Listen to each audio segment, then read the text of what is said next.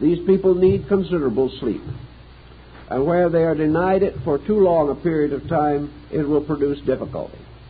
Because of the natural allotment of energy in them, these people also become tremendously disturbed if this energy suddenly seems to diminish. The Aries person is almost unable to bear the experience of being tired. It seems to strike against them psychologically. They become a little panicky if they suddenly find they cannot do the things which they are accustomed to do. This is about their weakest point, and they have to work with it as much as possible.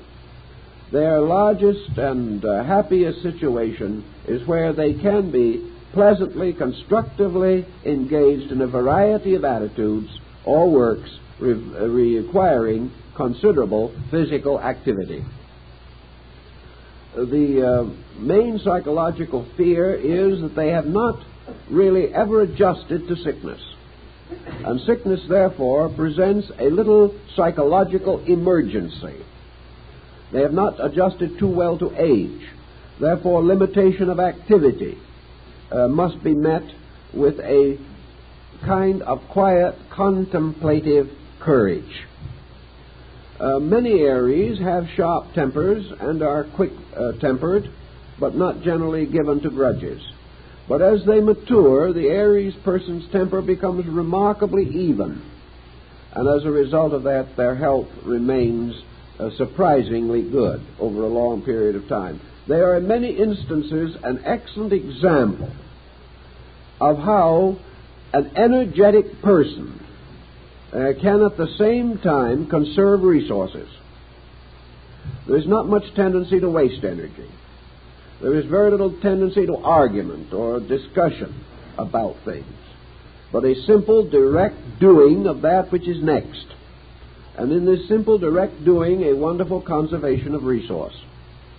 These persons should, however, not worry too much, not create negative imagination about health or circumstance, try to be as contemporary as possible, and enjoy simple things every day. This is the way in which their health, their energies, can be best sustained. They are not too involved. The Aries woman is somewhat more involved than the man, because her energies are more like his. They are more active. They do things more. And in so externalizing their energies, they often get themselves into a position in which they can be accused of driving or dictating or attempting to dominate. Thus, again, with them, achievement must be smoothed out, or else resistance will cause psychic stress. When people resist them, they fight harder. The real secret of the problem is when someone resists, relax, and in due course of time, try again. But if you fight through too hard, you will waste energy, and no man today has energy to waste. From the 20th of April to the 20th of May, we have the Taurian person. And while they are generally represented as being bullheaded, this is not their real problem. Taurus is a feminine sign and presents greater difficulties to men than to women. By its very nature, Taurus is imaginative. It is also, down inside of itself, rather easily frustrated. It is defeated more quickly than some other signs. There are a lot of fears lurking in the background of the Taurian personality, and they often come through in the form of an extraordinary appearance of aggressiveness, which is not actually their real nature at all. There is an understratum of melancholy. There is a tendency to fall into negative feelings. There is a tremendous psychic restlessness, great difficulty in settling down to something. The person does not become a routine person too well, and they have a great many fears locked in their personalities. One of the common fears of Taurus has always been the fear of age. The Taurian person is a youth worshipper. They are very much impressed by appearance. In a Taurian, a gray hair is a disaster, and immediately you have to treat it accordingly. I've watched gray-haired men with their first gray hairs appearing, Taurian men, sitting patiently pulling them out. This, however, ultimately becomes a losing game. The least you can say is that you will lose all the hair. But these people are afraid of age, not so much because of its infirmities, but because of this tremendous, almost veneration for youthfulness and a complex about the mirror. There is, the symbol of Venus, which rules Taurus, is a mirror. And the Taurian, looking in the mirror, gains from what he sees a considerable part of his daily psychology. This appearance must be optimistic and satisfactory, or the day does not go so well. The Taurian, therefore, needs to have a true philosophy of beauty, which the sign itself implies. It needs to recognize the beauty and dignity of youth, and also the beauty and dignity of maturity. It has to realize that beauty is not only youthfulness, but graciousness of consciousness, and that a beautifully lived life will result in a subtle atmosphere of beauty accompanying the individual long after physical charms may have a tendency to deteriorate. Consequently, this problem of youth, life, beauty, freedom, the development of imaginations beyond their normal instincts, an overemphasis upon romantic and dramatic situations, these become the sources of psychic tension in these people. Where this psychic tension becomes too pressureful, we get too much of a personality factor. We get the personality pushed forward far beyond its natural right and purpose. The individual becomes too dependent upon personality and not upon the principle behind this. Now, when this strikes the man, we can have the vain man. We can have the egocentric individual, the man who becomes too much locked in the importance of his own personality. And under some conditions, this may lead to a very aggressive dictatorial attitude, or to a tremendous sense of defeatism, or a neurotic tendency developing within the person. The problems are largely emotional, but the answer to them always is the recognition that beauty is a therapeutic agent if we use it correctly. But it must be used correctly or it will not achieve its proper ends. Now, the Gemini individual from the 20th of May to the 20th of June presents an entirely different type of psychological integration problem. Here we have a tremendous need for very simple self-discipline, especially mental self-discipline. The individual must be taught the importance of straightening out his own thinking. This sign is a sort of psychic sponge. It takes into itself many ideas which are not meaningful. It permits completely conflicting attitudes to live together without attempting to discriminate between them. It causes the person to be too easily influenced by fads and notions and attitudes of those around them. It represents also a degree of hypercriticism, and the Gemini person loses the advantage of simple faith simply because they become too mentally involved.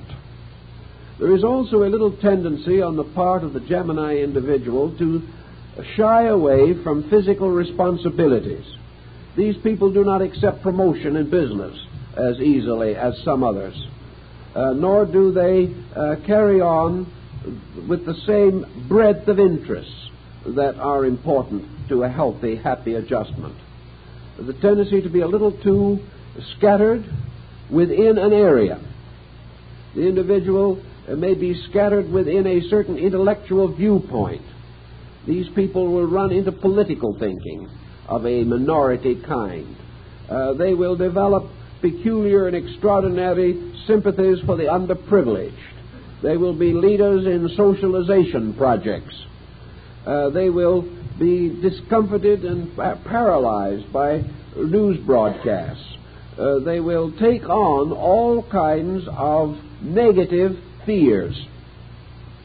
And the mind, instead of solving problems, will exaggerate them. I think probably one of the troubles here is just simply lack of a sufficiently colorful existence. These persons have not experienced widely enough to be able to evaluate experience properly.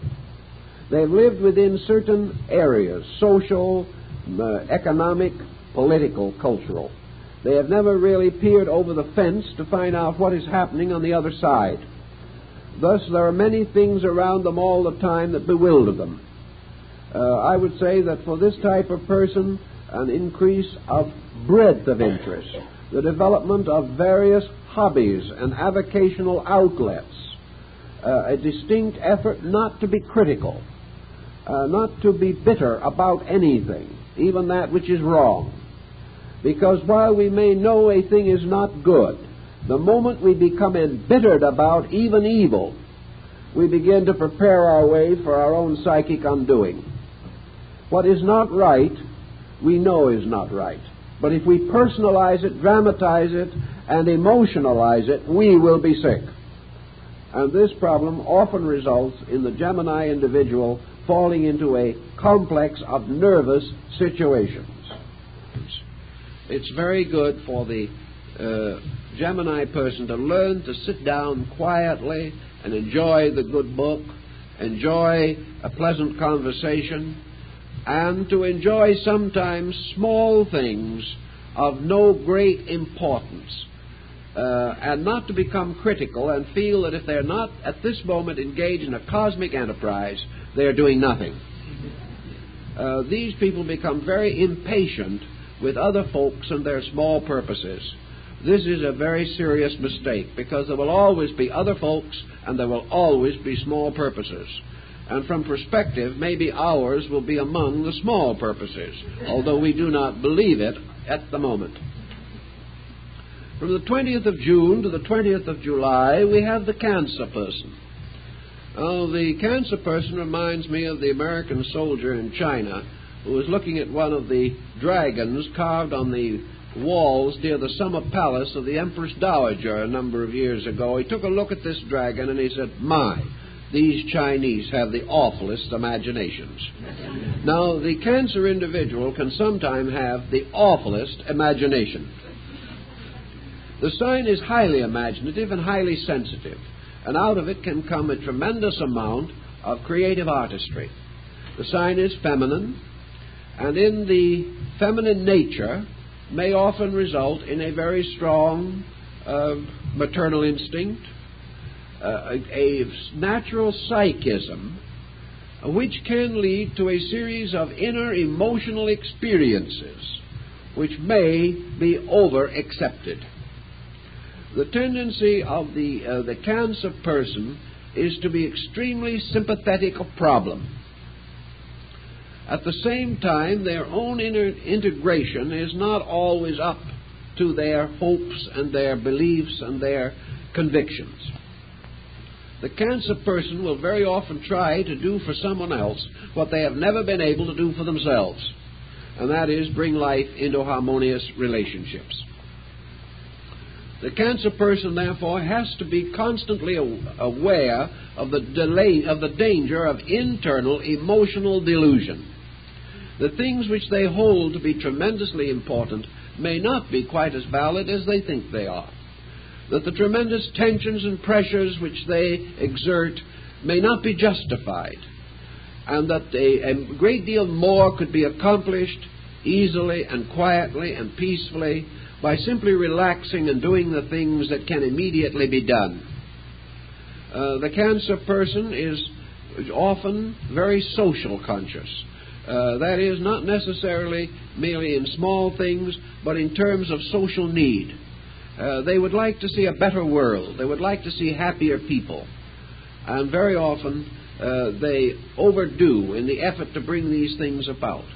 The overdoing is not necessarily wrong, but it is wrong when the individual has not yet established his own footings adequately.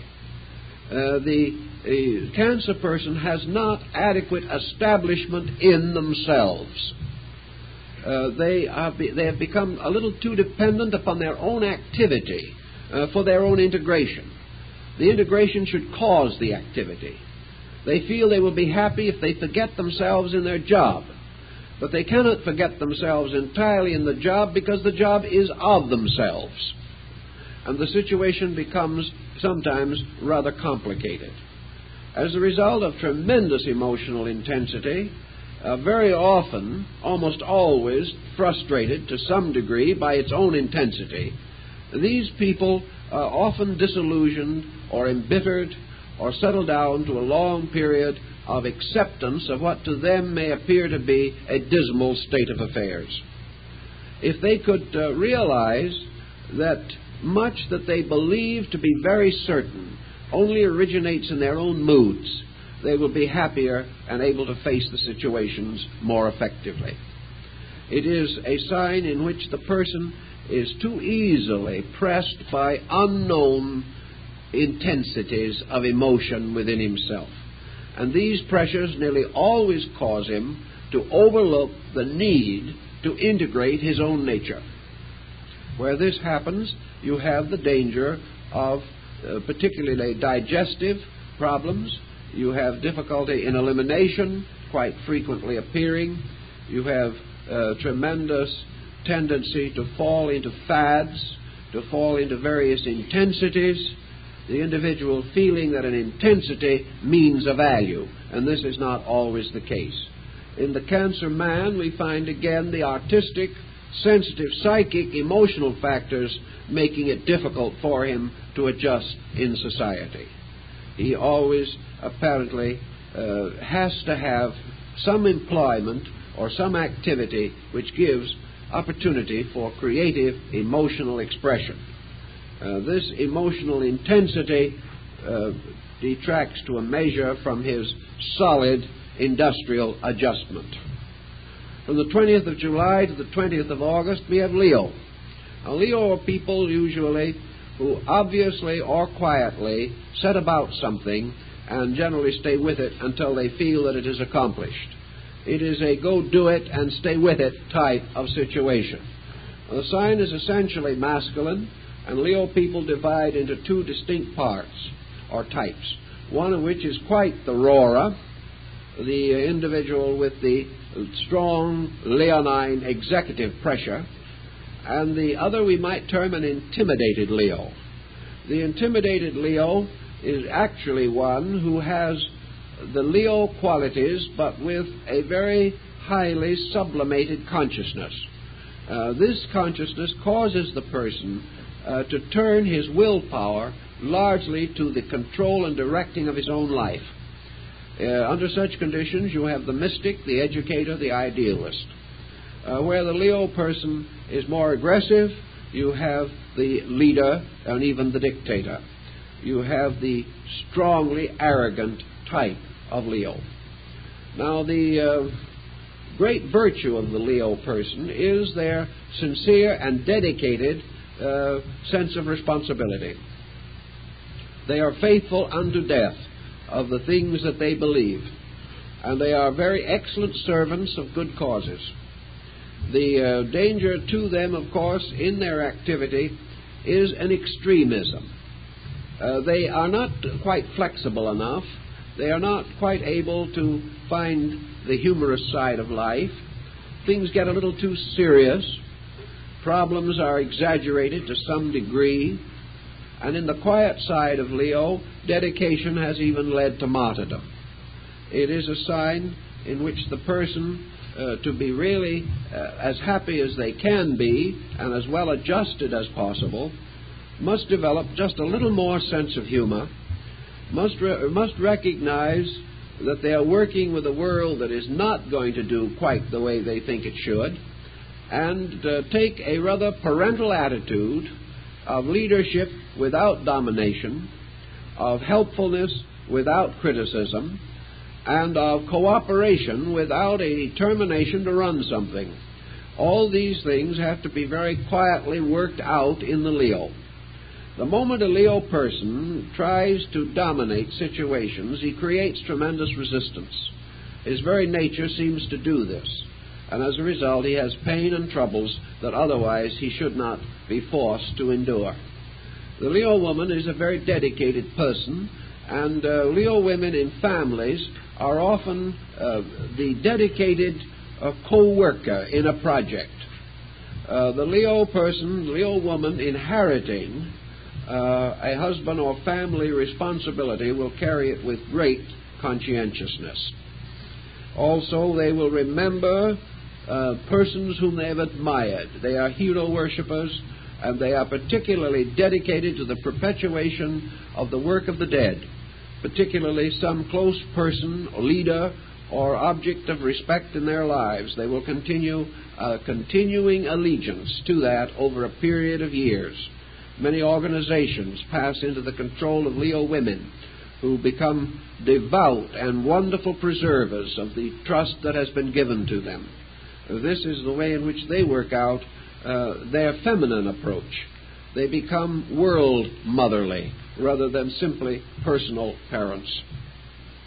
The Leo person, because of their pressures, has some enemies, has some opponents, is open to criticism, and where this gathers too much momentum may result in sickness. They are subject to falls, dizzy spells, and injuries of a minor nature involving the heart.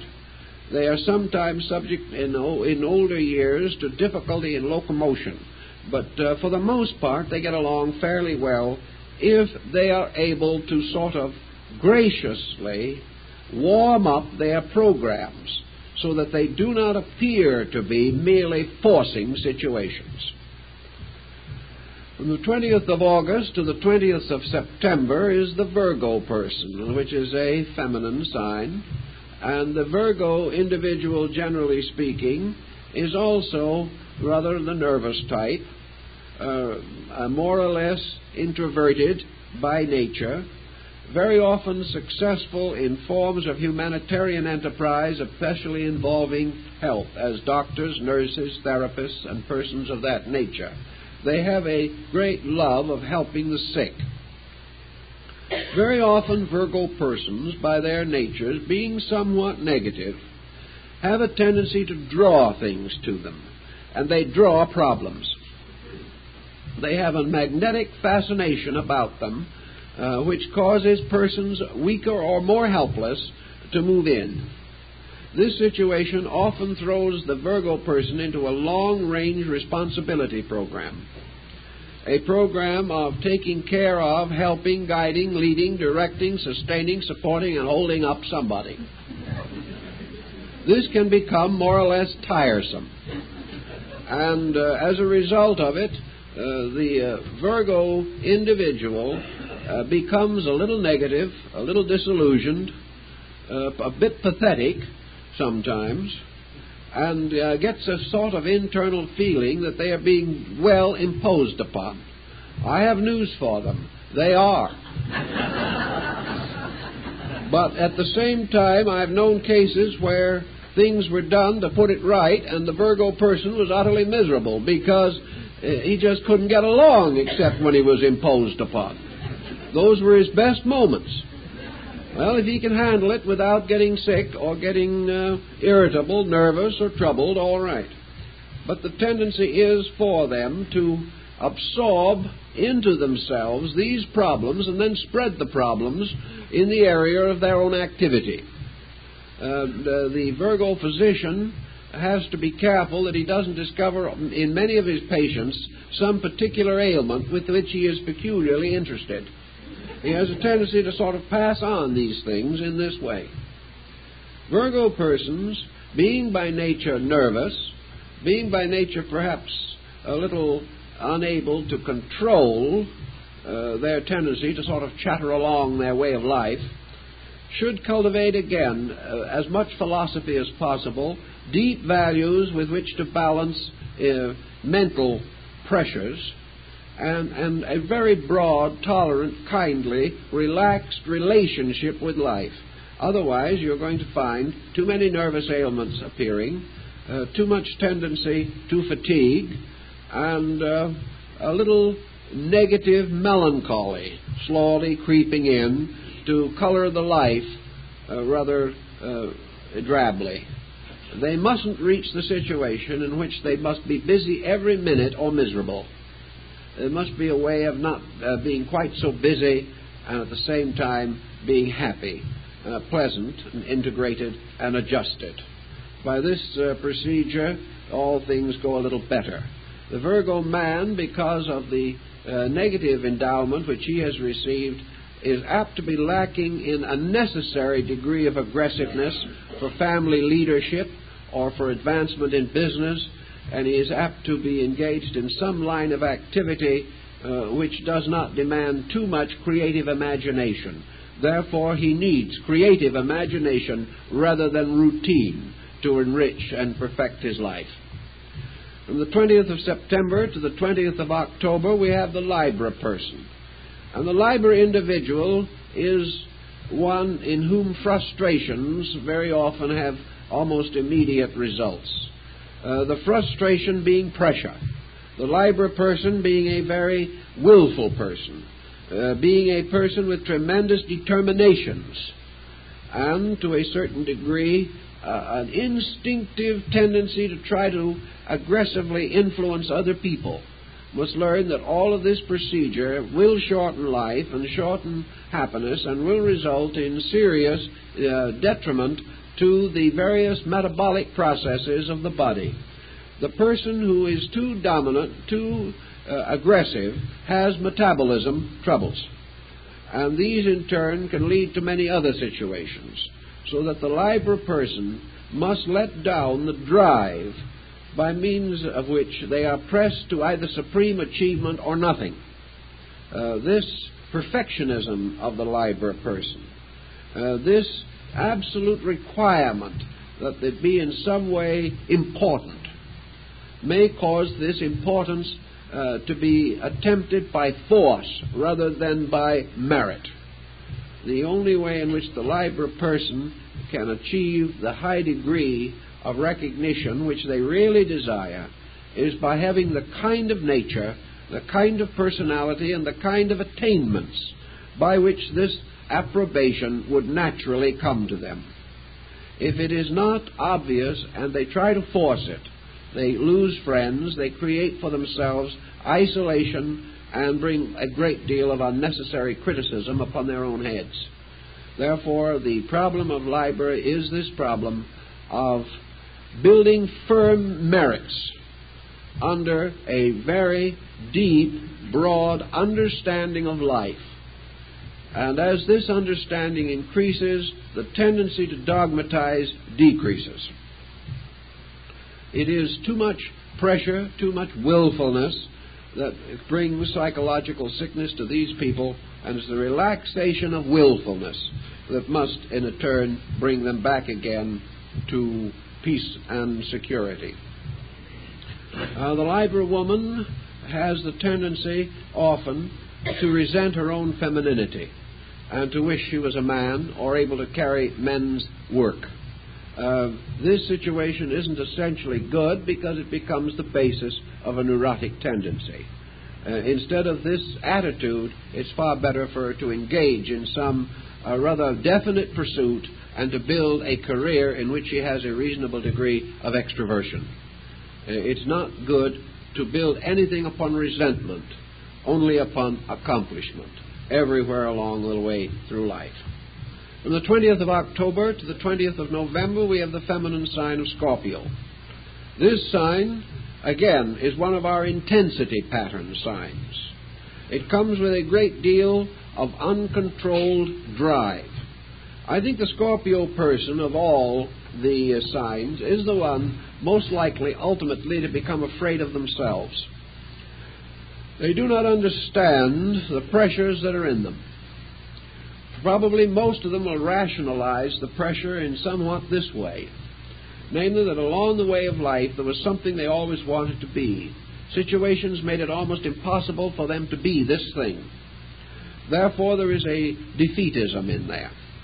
There is a sense that this life has closed its doors on them, and that they have been forced into situations that are not fruitful of true fulfillment. These people must always have some creative, emotional outlet, because if their emotions go sour, they're in a very bad way. To keep their emotions from going sour, they must not be critical of other people. They must be as gentle and optimistic as possible, and make a disciplined program of surrounding their lives with interests by which they become closer to other people. The tendency of the Scorpio may be to evade social contact or avoid it as uninteresting or unprofitable or too difficult. But social contact is one way to keep the Scorpio person reasonably normal. They are in great need to be able to mingle easily with other people and to recover from a dramatic tendency toward self-consciousness. This self-consciousness is not good. It leads to physical problem, and very often these individuals suffer from unusual tensions involving the spine and involving the sensory perceptions, and they frequently have trouble with their eyes. So this sign, in order to gain its adjustment in life, must get away from a certain self-centered focusing, by means of which they become shy or unadjusted socially. They must be able to relax and find for this drive that they have within themselves, which is almost a blind drive, they must have for it a variety of useful, happy, well-adjusted outlets. And the best outlets for them must be in creative fields, in creative arts, self-expression, or production of self-created artistry or craft work. Their best work is in creativity, which is generally denied to them in their ordinary vocational activity. Creativity for them is the most important phase of their lives. This sign, incidentally, carries almost the same recommendation for the ladies. It is again creativity, escaping from pattern or drudgery or order or rhythms which become boresome. Every Scorpio woman must have some psychological outlet that is interesting. And if they haven't found what is interesting, they must realize that it is because they have not been interested. And to be interesting, things must awaken interest in us. But there are many things, particularly of a more serious and important nature, which Scorpio people can find to be extremely interesting. From the 20th of November to the 20th of December, we have the Sagittarian. And the Sagittarian is often one with too many interests. A very interesting, rather pleasant personality is very marked in this sign. But it is also one which is distinguished both in men and women for lack of, we might say, self-control. This sign has to look out for the misuse of escape mechanisms. The individuals born under it must not run away from facts. The tendency is to obscure facts, to hide them in one way or another, and to develop surface projects which are not consistent with inner convictions. This leads also to one of the great dangers of the sign, namely intemperance. And in many cases, the alcoholic problem has ruined the life of a Sagittarian. But if this forms one kind of habit, we know there are many other habits quite socially acceptable that can also have a detrimental effect. And one of the problems with the Sagittarian is the danger of developing a success fixation. The importance of succeeding, the status symbolism. These things very often must be considered. Also, the temperament of the Sagittarian, particularly the Sagittarian woman, often gravitates against a successful marriage. And as a result of being a little too critical, a little too demanding, and perhaps a little too extravagant, the Sagittarian woman has got to guard her home, or something may go wrong in it. The tendency also, finally, with the Sagittarian person is to live through an adventurousness into a final state of more or less quiet security. In the long range of things, the Sagittarian often comes to a very happy and fortunate situation. But they have to come to that after they have exhausted a series of false situations with false glamour. The earlier, therefore, that the Sagittarian can discriminate real value from appearance and can turn from appearance to value, the sooner they can do this, the more quickly they will avoid the pressures and tendencies which affect the sign. The sign is affected by surgery. Usually there's at least one major surgery or danger of it. The sign is affected to a measure at least by fears, negative fears, and by defeatism, and often by a pattern of life in which the individual has sacrificed too much in the vain effort to try and succeed. The merit system must be strong, the person must be relaxed, and the effort to succeed must never reach a point of compromise. If we compromise with principles, the Sagittarian does not do well. Religion frequently becomes a strong factor in bringing the Sagittarian person to final integration. Now, the next sign is Capricorn, from the 20th of December to the 20th of January. This sign has as its principal adversary in terms of psychology and health a certain setness or fixedness of attitude. It is present in both the men and the women of the sign. This sign, there is not a great deal of inconsistency between the two, except that, strangely enough, the women seem to appear the more ambitious of the two in this particular group. The Capricornian person has to be careful not to become set in ways, for anything that becomes set becomes crystallized. The Capricornian cannot afford to settle down into any attitude or condition or even into a place which will have a tendency to close in upon them. Everything closes in on them if they are not careful. This closing in restricts perspective, restricts opportunities and privileges, and gradually causes the individual to develop physical tendencies of crystallization, rheumatic problems, and chronic difficulties arising from chronic attitudes. Now, from the 20th of January to the 20th of February, we have the Aquarian folks. And here again, we have a nerve tension problem. We find that in this particular sign, although it is masculine, that the ladies have a better adjustment frequently than the men. The Aquarian woman is inclined to be vivacious, attractive, personable. She also has a bright and sparkling type of nature, which is not always the result of having had an easy life, because many of these people carry quite a good deal of tragedy in their inner consciousness. But they rise above it rather dramatically, and for the most part spend their lives in a sincere effort to try to work out constructive ways of using their energies. They're quite the organizers, they're quite the inspirers of the people around them. The Aquarian man is also, along somewhat more scientific lines, inventive and creative. In almost any field of activity, however, he is apt to be a little critical because his mind works quickly, and he is apt to outthink the boss, which can be a serious mistake in business. He can also have a certain kind of honesty, which is easily hurt and afflicted.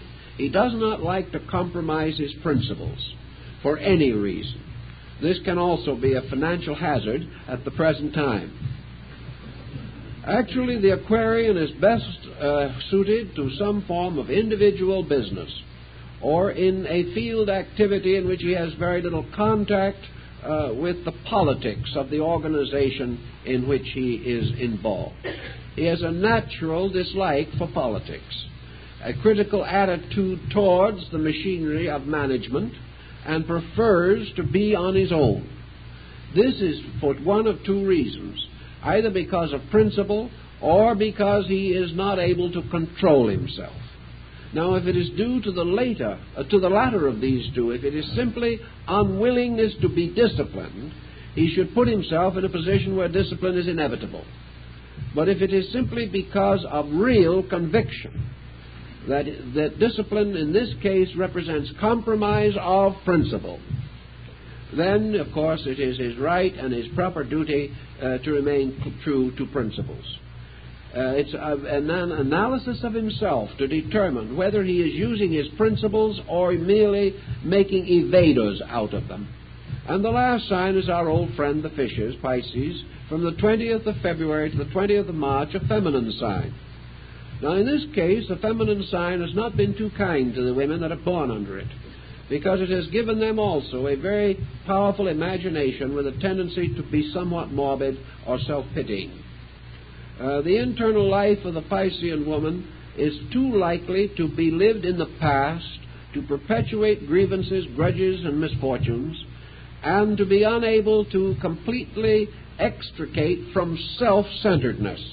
The Piscean woman needs to get her mind on other people so completely that she can't even remember that she's ever had troubles. She doesn't have to remember them because she knows she's had them anyway, that she's never going to totally forget. But it is better never to bring them into an immediate situation. Don't make the mistake of when someone tells you their trouble of reminding them of yours. This is not going to help. But it is a tendency.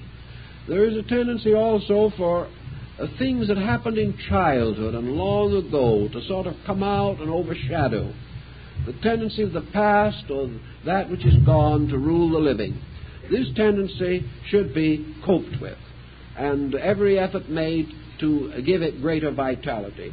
The Piscean woman probably needs more education, more activity, more professional life than the majority of the other signs. She needs a definite area of public service if she can possibly attain to it.